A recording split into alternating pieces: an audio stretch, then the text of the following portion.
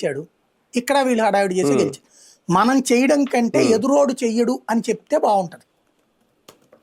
ఎలాగ ఓట్లు వస్తున్నప్పుడు ఇంకేంటి, ఇది వీళ్ళ ఉద్దేశంగా ఉంది. అయితే వీళ్ళు గ్రహించలేకపోతున్నది ఏంటంటే, చంద్రబాబు నాయుడు అంతకు ముందు చేయలేదనే జగన్ కోటేశారు. జగన్ కంటే ఎక్కువ చేస్తానన్నారు కాబట్టి ఓటేశారు.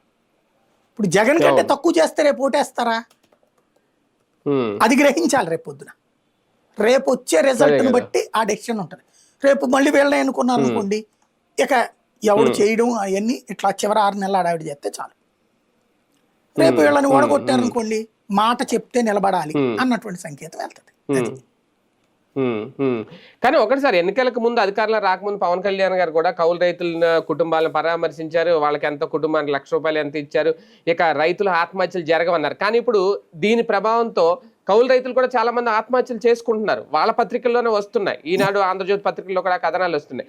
కానీ ఇప్పుడు ఎవరు నోరు ఇప్పట్లేదు. కనీసం పవన్ కళ్యాణ్ గారు కూడా మాట్లాడారు. అది నవ్వొచ్చింది. ఎందుకంటే మన వార్తలు గుర్తుకొచ్చి, మన మీడియాని గుర్తుకొచ్చి, అప్పట్లో ఫ్రంట్ పేజీ బ్యానర్లు పెట్టి కౌలు రైతు ఆత్మహత్య. ఇప్పుడు రాసే దిక్కు లేదు. మొదటి ఏడాది డబ్బులు ఇవ్వకపోతే రాశాడు ఎవడన్నా? ఇస్తానన్నది ఏడాదికి 20,000.